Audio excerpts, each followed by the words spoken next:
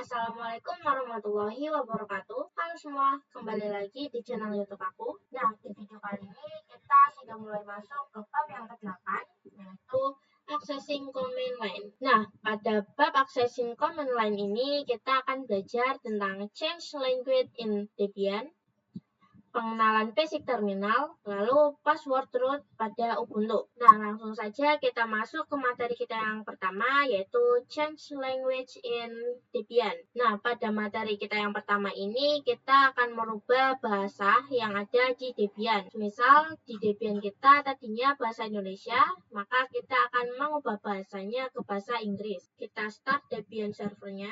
Kita login terlebih dahulu. Setelah itu kita buka terminal. Untuk membukanya kalian bisa mencari di pencarian seperti ini. Nah, sekarang kita akan merubah bahasa dari Debian ini. Bisa dilihat di sini dari tanggalnya saja sudah terlihat.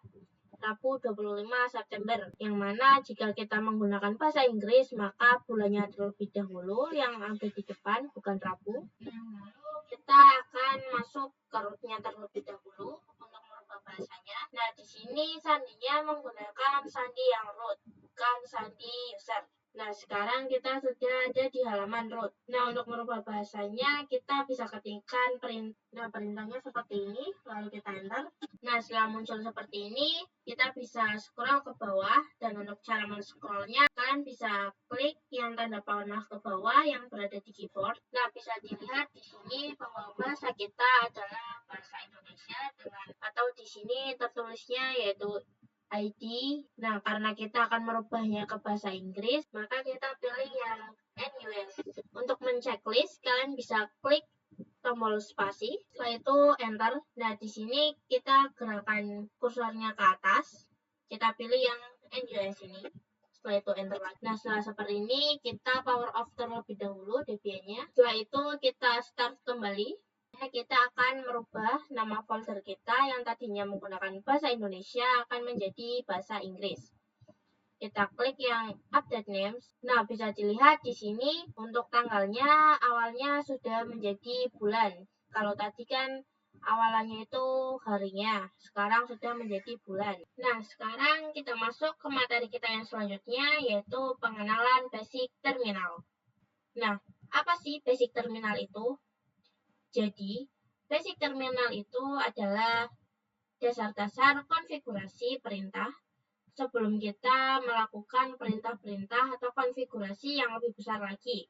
Jadi, sebelum kita melakukan konfigurasi atau perintah yang lebih besar lagi. Jadi, kita harus belajar perintah dasar tersebut. Nah, sebelum itu kita buka terlebih dahulu terminalnya di Debian server kita. Nah, jika kalian lihat di sini ada Keisha Aprilia @debian, lalu ada simbol gelombang dan juga dolar. Nah, apa sih maksudnya dari ini tuh? Nah, jadi maksudnya, misal di sini Keisha Aprilia ini merupakan nama usernya, sedangkan Debian ini merupakan hostname-nya, yang mana hostname ini digunakan untuk nama jaringan. Jadi ketika saya mengakses internet, maka yang keluar nama jaringannya yaitu ini apabila ada seseorang yang memonitoring jaringan tersebut. Lalu untuk bisa mengecek username dari Debian server kita dengan mengetikkan perintah wami. Seperti ini kira-kira tulisannya, lalu enter. Lalu jika kita ingin mengecek hostname kita bisa mengetikkan perintah seperti ini.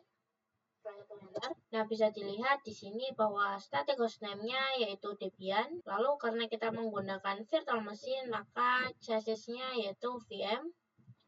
Lalu karena kita juga menggunakan VirtualBox, maka virtualization-nya menjadi Oracle.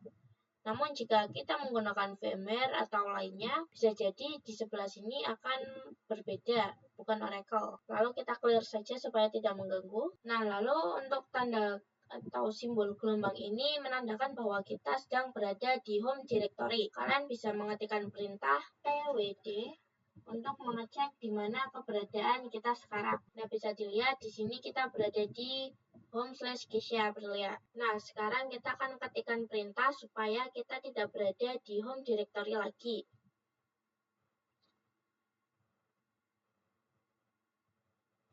dengan perintah cd/etc spasis etc. Ini merupakan perintah bahwa saya akan masuk ke dalam direktori etc. Jadi bukan berada di direktori home lagi. Saya akan enter. Nah, maka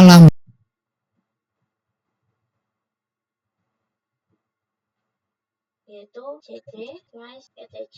Nah, jadi perintah ini digunakan untuk kita masuk ke direktori etc. Jadi bukan di home lagi. Lalu enter. Nah, bisa dilihat di sini simbol gelombangnya tidak ada. Itu karena kita sudah tidak ada di home directory lagi. Nah, sekarang kita akan coba kembali ke home directory kita kembali dengan mengetikkan perintah cd/Kesia-Aprilia. Setelah itu enter. Nah, bisa dilihat di sini simbol gelombangnya kembali.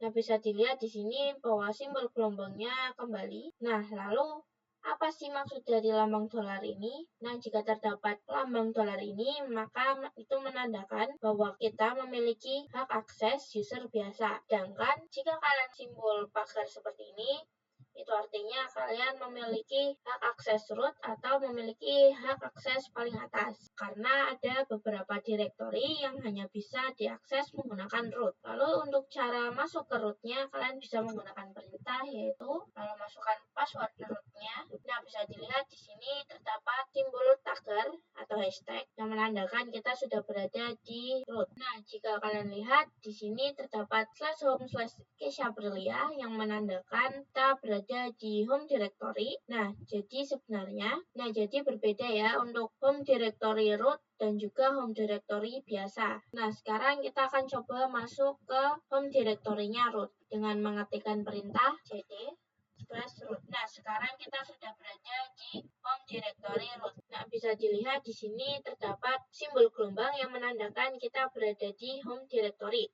Nah, sekarang kita akan mengecek di mana keberadaan kita sekarang dengan mematikan perintah pwd. Nah, sekarang kita berada di root. Nah, setelah itu untuk keluar dari root, kalian bisa ketikkan perintah exit. Nah, bisa dilihat sekarang kita sudah kembali ke home directory user biasa. Nah, sekarang kita masuk ke materi kita yang terakhir, yaitu password root pada Ubuntu. Nah, jika kalian ingat, pada saat kita menginstal Ubuntu, tidak seperti yang langsung memasukkan sandi root, di Ubuntu tidak ada memasukkan sandi root.